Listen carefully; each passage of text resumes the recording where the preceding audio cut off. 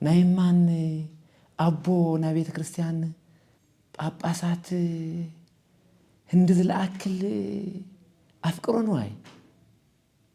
አይበዝ ሄዶ ቤተ ክርስቲያን አይቀታልና ያይዶ ህንድዝ ለአክል ስስዐ ስርዋ ለኃጢአት አፍቅሮን ዋይ ናይ ኃጢአት ምንጭ ገንዘብ መፍታዩ ናይ ኃጢአት ምንጭ ምእመናን ጾሞም ለሓደሩ ንሕና በክልተ ሰለስተ ፔሮል ንበልዕ እንድሕር ኮይና ምእመናን ቃላት ወንጌል ድምህሮም ስእኖም ድቆርብ የለ ድሰግድ የለ ታመርበብ ጥርሓ ንሕና ግን ኣብ ካልእ ንዋፈር እንድሕር ኮይና ኣበየሎ ቶም ዓሳታዊ ትድሕዞም ኣብቲ መርበብ ስለዚ እስኪ ንጠይቕ ሰውነትና ዝተኸበርኩም ኣቦታት እስኪ ንምኻኸር ጳጳስ ኮይኑ ደሞዝ ዝበልዕሲ ኣባየናይ ዓለም ነው ካብ አዲስ አበባ ወፃይ ካብ ትግራይ ወፃይ ኣበይ ቦታ ካብ ጽላእት ይኾነ ይበቃ ኣቦታት ይኹም ዳኣነ ኣነ ካብቶም ዓሳት ሓደ እየ ኣብ ኣኻትኩም ዳንብወይ ድርኡየሲ ኣበይነ ተመክሮ መጻሕፍትና ኩለን ሰብ ምስ ሞተኮ ሞይት እዩ ትመልሱ ላብ ዓለም ኣይምለሲ መነኩሴ እኮ ሞይት ነው ቆቢዕ እንገብረሉ መንገዲ እኮ ድሕር ሕዚ ለክርስቶስ የዳገልግል ምስ ዓለም ርክብ የብለ ይብልና ቃልኣቲና ኮይና ላምንኩስና ህይወት ረኸለና ጵጵስና እንድሕ ደሞዝ ልምብላዕ እንድሕር ኮይኑ ኣብ ዓለም ኮይንካ ምፍታም ኣይከኣል እዩ ወለድኻ ዘሚድኻ ነግድኻ ሓርስኻ ቆፍርኻ ኣይከኣል እዩ ኮይኑ ምፍታም ብዙሓት ኣፋትም ኮኖ ጵጵስና ድዘመድ ኣዝማድ መእከቢ ጵጵስና ልዕሊ ዓቕን ደሞዝ መብልዒ ምንኩስና ለቤተ ክርስቲያን መሸቀጢ ናይ ክርስቶስ ሰኮ እዩ ናይ ክርስቶስ ኣሜከላ ብዓርቢ ስቕለት ልትገበረሉ ኮዩ መከራ መስቀል መሸከም ኮዩ ኣይደሓዚ ልበለ ቁፅሪ ሓደ ኣብቲ መርበብ ኣያኣቲ ልወልቶም ዓሳት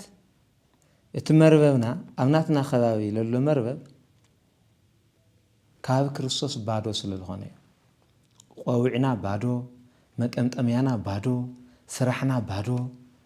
ኩሉ ነገርና ባዶ ቅድስናና ባዶ እንተኾነ ሙሉእ ለይቲ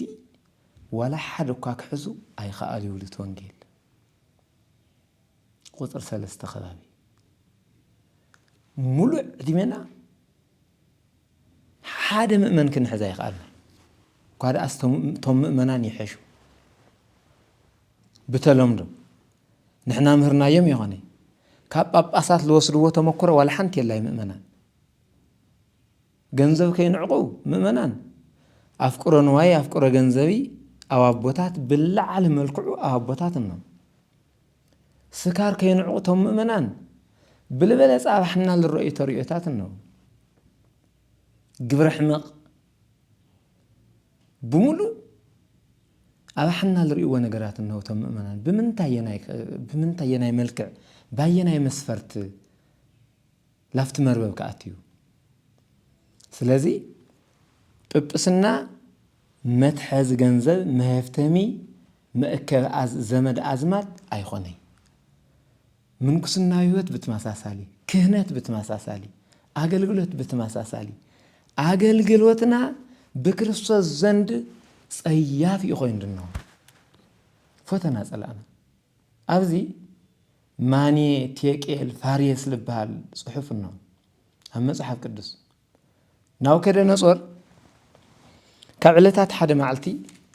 ሃምዝ ስኻትኩም መንህኒ ሃምዝ ንሕና ከላ ኣነ ጭምር መንንሆ ካብ ኣነ ብላዕሊ ገበር ኽዋስ ሓደ ኽዋስ ኣቕመጥ ኽዋስ ታ ቤተ ክርስቲያን ካብ ኣነ ብላዕሊ መንንሆ እንተደልየ ካባርር እንተደልየ ክቐጽር እንተደልየ ጉቦ ክበልዕ እንተደልየ ኩሉ ነገራት ሓጢአት ኣብ ኣክፍጽም እየ ሃምል ብለናዮ ትዕቢት ልክዕ መልክዕ ደውላው ሰውነትና ሰኽሮ ሃምድኖ أفكروا نواي لك عملك عليه يقول العقل مليء اسكع الفسس هاوز أصونتنا صغيرة همدنتي همز جيشو بقلي متقاوينا أنا البحال ماي حموش تشدش عينت كاونج أرس برسوم تحاورم سوال بحال هم الخون لو دحرق صغيرم مسخر سوال بحال مستفترة دحريو مايل لا ماي خاتملس جيش لا جيش خاتملس بقول لا بقول خاتملس كبالي خلي مخنيات صغير نحنا ون بحاتيات صغيرنا هنا بأفكرون واي مؤمنا حق نقرأكم بأفكرون واي ليس خرا أبوي يلي بأفكرون واي ملقلق لي حد رقت إنه يوم بزحات أبوتات قدام ما صنعهم من سنايوته ما صنعهم كهنته ما صنعهم أقلقلته ما صنعهم تلقدس كهن سبكا قواي كي قصعي القدس تلا قلقل ليك بتادموز كي قصعوا لي لا قلقل اتدشيم باباس دبيته صوم انتان كحل فلهم دوعلون العقم كيف تمر لي باباس لغن نايمان هارياوي تخلو هالي ويخني لا ناو كده نصور كملس ناو كده نصور كعلتات حدا معلتي همز خزحنا بتيبيت وتر لنا هنا همز البيت كريستيان قتل دابلنا يا همز كاب كريستوس بتعمي رحقنا دننا بتعبيت توترنا وكده نصور ناي فارس نقص دحري أي لشي يمنقص هاميل ولا يو حيال ديو دكام ماريو برتع ديو لا ولا الحال أي هند أنا اللي هند أنا ما كركبا يخلي هذا عالم زلاله أفسجنت بيتوا فوق ولا تملالس اللي بزت بيزت توترو لا ليت حلم حلم دخانة إيد كازل تحتي دخانة إيد مساء أفتدق دقة أفتناي ناو كده نصور أفتناي نقص دق دقة بيت منقست ثلاثة عين صحف تصحف نورات ماني تيك إل فاريس لبل صحف ترجماي فلت جن حلم حلم ماني بلا تصحف نطوي تيك إل بلا تصحف نطوي فاريس بلا تصحف نطوي زي حلم زي دفتحت حلمي فتح لي هنبلم كنفتح الغاين خلي ولما كحصرو بالتأثر اللي تبع دانيال كافتهم نجد أيهود كافتهم تمارخهم لوردو فتحت جنيو تكلنو فاتيو تهلمي بالتأثر ويم دانيال نسخاسي حلمي مفتح تخيل دولو ناي بيت كريستيان حلمي ما أزيد فتح نايناو كده نسأل حلمس دانيال فتح له ناي بيت كريستيان حلمي ناي مؤمنان حلمي مني الفتح لهم أبيهم خيرهم لافتحوا مؤمنان أنا أمكو دي حزوه دي شبت أكو سأنا دي صبق نجار أبنت كأنه خنومكو دي حماق نجار أبنت خينا يوم دانيال فتح له كعلتات حدا معلتي سخا بتعم تعبي خانة ورخا رأسخا كف هبخا تعبي خانة ورخا نجرجن እግዚአብሔር أملاك لا أخا برأي مصو إذا إد إذا قلتم إذا እግዚአብሔር يا نا እግዚአብሔር إيد يا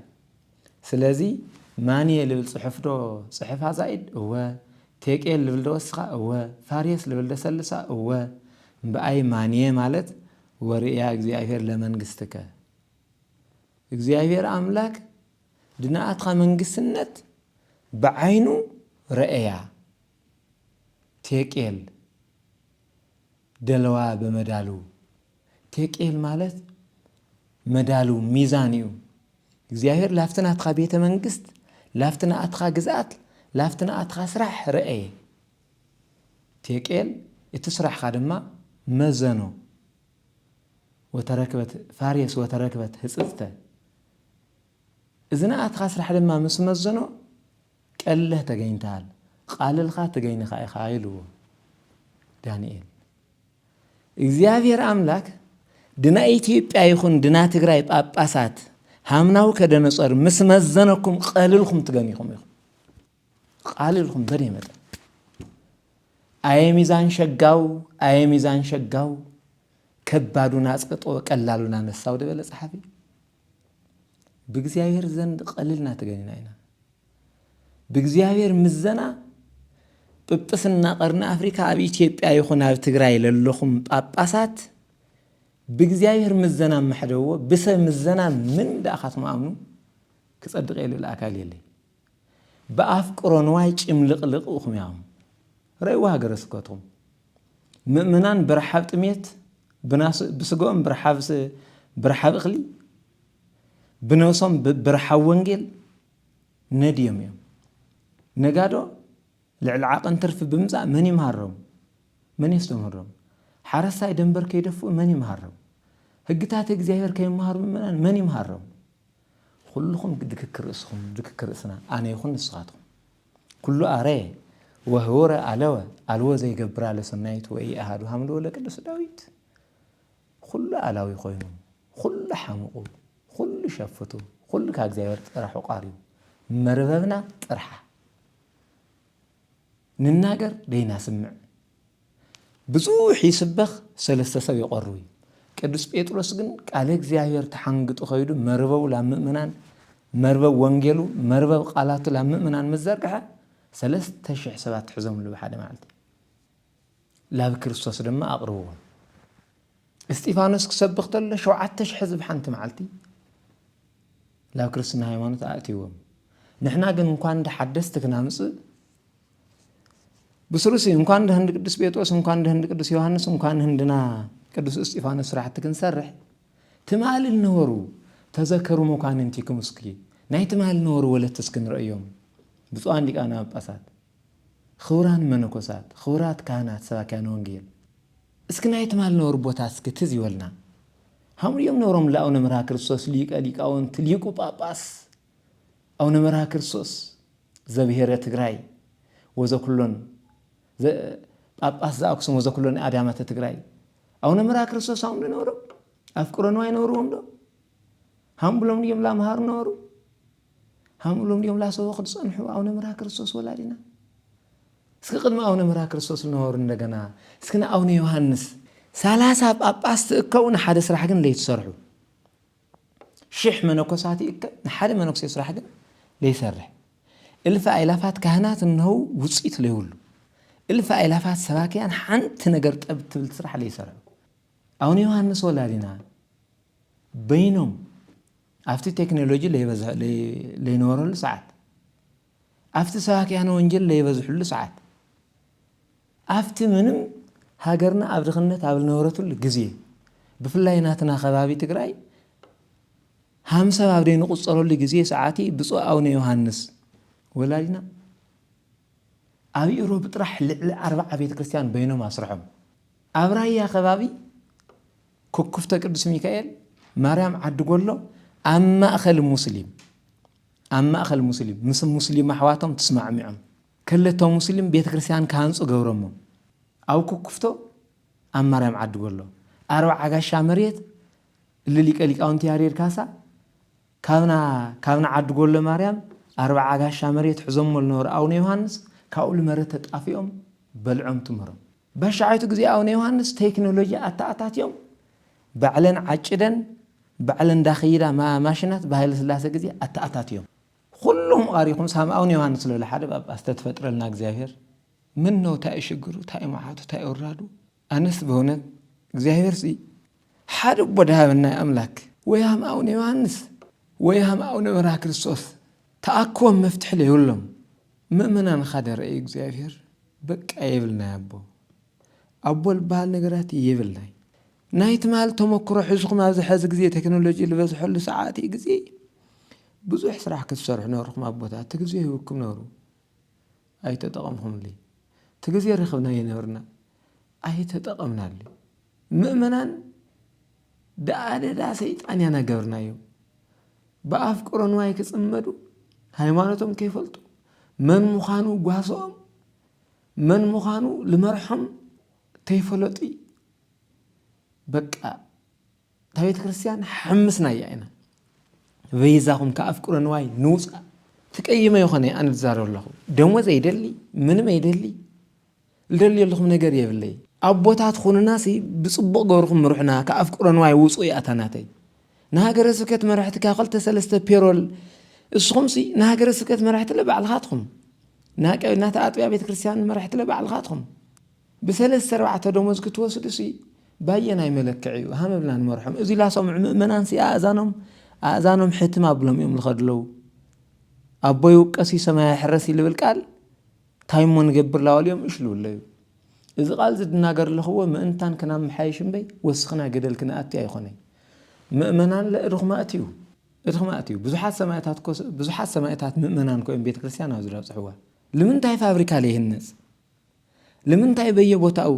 ኣሁነ ዮሃንስ ወላዲና ካብቶም ዝሰርሕዎም ስራሕቲ ሓደ ኣብ መቐለ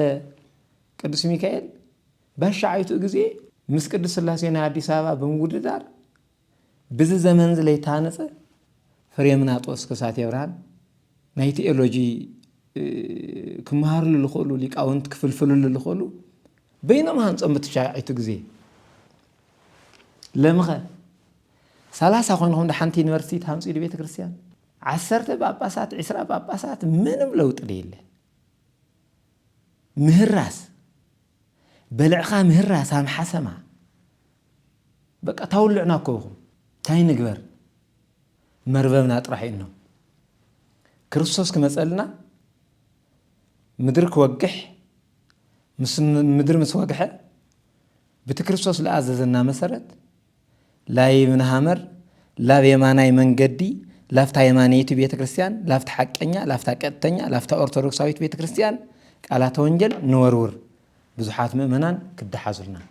እና እግዚአብሔር ደቀ መዛሙርት ክንገብሮም ኸዚ ምንም ልግበር ልትሓዝ ልጭበጥ ይትስንዱነቲ ኸዚ ኩሉ ወቃሲ እዛው ብምንጋሪ ኸዛኣነ ልወቅሱ ሰባት ብዙሓት እዮም ጽቡቕ እሽና ድማ እሽና ምእመናን በዓልኩም ለመፍትሕ ገበሪ تا بيت كريستيان دفت شوي تردؤكم دو دي بيت كريستيان هاوي تي تردؤكم دي بيت كريستيان اسكي حدكم لا مربناكم يوم همزي حدنا ماكليت عندنا الناس وطتا حدكم مربناكم مؤمنانون تامروكو هيوتكم يا تامروكو وانجيلكو يا تامروكو بيت كريستيان يا تامروكو ሃይማኖትኩም يا أبا ሃይማኖትኩም ውሽጢ ዓሳት النور أبا أفتمروكم ውሽጢ ቅድስና النور እስከ ሰውነትኩም መርምሩ ወምእመናን ምስ እግዚአብሔር ምስ ቃል እግዚአብሔር ተአሳሰርና የረት እንጀራና እትሕርሻና ሃም አብርሃም እትንዋይ እታፍቲ እግዚአብሔር ነው ወደፍ ታፍቲ ውሽጢ በዓመጽል ተአከበ ሀፍቲ ዲስ እስከ መርምሩ ወታፍቲ ምእመናን ተዳጥሮኩም ሀፍቲሲ በዓመጽ በኻልእ ስልጣን ተጠቅምኩም ወይም እንደገና खाልእ ዘመድ አዝማት ተጠቅምኩም ዲዳ ጥረኩም መታፍቲ ብጥፋት ብስርቆት ልመጸዲ ወይስ ብንጹህ ትርፊ ብንጹህ ሓርስኩም አዳፋርስኩም እስኪን መርምሮቲ ባዶ ከይኾን ቅድስና ለይውል ከይኾን ታፍቲ ቅድስና ለይውል ከይኾን ትንግዲ ቅድስና ከይውል ከይኾንቲ ልትፈላለያ ኣብ ሴክተራት መስራይት ልትዋፈርኩም ቅድስና ነው ወደ ይኾን እስኪን መርምሮ እስኪ ቃል እግዚአብሔር አውይ ተየው እስኪ እግዚአብሔር ይመስገን ነው ምዕራፍ 13 ማቴዎስ ወንጌል እግዚአብሔር አምላክ እስመ ቀናአተ ቤትከ በልአኒ ይውሉ ላፍት ቤተ መቅደስ መስኸደ እታ ቤተ መቅደስ ናይ ሸቃጦ ናይ ነጋዶ ናይ ዓማጾ ማእኸል ኮይና ግኒዋ ሃምዛና ሓዚ ታ ቤተ መቅደስ ታአውደ ምህረት እትልስ በኸሉ ክርስቶስ አማአተ የዝዓለም ዝላስተመረላለ አፍቲ ቤተ መቅደስ አምኸደ ብዕራይ ለሕሚ ሸቀጣ ሸቀጥ ፍራምረ ጥረምረ ልሽየጠላ ኮይኑ ግኒዋ ብጭግራፊ ገጥሙ ብሓደገሉ ወለጠ ወርቀሙ እቲ ልተዓዳደጉል ነበረ ቅርሺ ቀይርዎ እቲ ነበረ በሙሉ ጥራጥረ የላ አትክልት የለ ገለ የለ ድብልቅልቅልቅልቅልቅ አብሎ ወገፍታ አማእዳት ይዮም አፍረሶም خزن دغنا مليسا بيت كريستيان زوريانا شقط ماخلانا شقط او دمرتانا شقط بيت مقدسانا شقط قني ماليتانا شقط ساعتاتانا شقط بقى زي يافرس كريستوس نغراز كل منانا ካብ ቅድስና ነፃ በኃጢአት ግን መሊና ፈሲሱ የመናኳ እና ቅዱስ ጴጥሮስ መሳዕርኽቱ በሙኻን ሙሉ ለይት ላደኸ ማሐድሩ ከሕዝገነ ይኽአለይ ክርስቶስ ምድር ምስ ወግሐ ምስ መጸሉ ግን بكمو زنبل دبلع نجرنا كم دو منفس قدس كحد لا حد ناكو قدسنا انه هو مدي يولي لا زور له مصل له بالتفلا لي مخنيات استمرنا له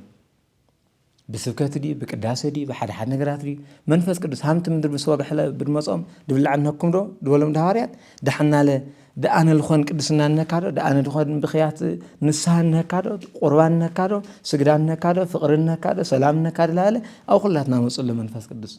ቅዱስ ጴጥሮስ ታይውል ምንም ይወልና ንሕና ለምንም ይወልና ይጎደል ያና ጎደሉ እምባይ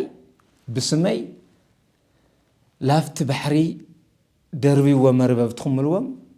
ንሕና ይውን ብስም ክርስቶስ ላፍቲ ዓለም ንኺድ ወንጌል ንስበኽ ምእመናን ብፍቅር ክርስቶስ ብፍቅር ወንጌሊ ብፍቅር ቤተ ክርስቲያን ይጸመዱ ይደሓዙልና وسبحت لእግዚአብሔር ወለወላዲቱ ድንግል ወለመስቀሉ ክቡር ለኸላይ ጊዜ ልክመጽ ቅዱስ ፈቃድ ይኹን ለእግዚአብሔር አምላክ ወይዛኹም አቦታት ይኹን ሊቃውንት ከይትቀየምኒ ሃያ ሓደራ አርሙኒ ከረምየ ለይረመሉ ነገራት የብለይ መርበብና ግን ባዶ ኢሉሎ ንምልአዮ በዓሳት ካብ ኩሉ ነገር ነፃ ንኹን ጠቅሊልና እኳ ምድምሳስ ተይኽኣልና የይደ ሓጢአት ንቃንሶ እግዚአብሔር ከቀበለና ሩህ ሩህ ያምላክና ቸር ያምላክና የመስግን እግዚአብሔር ያخرልኝ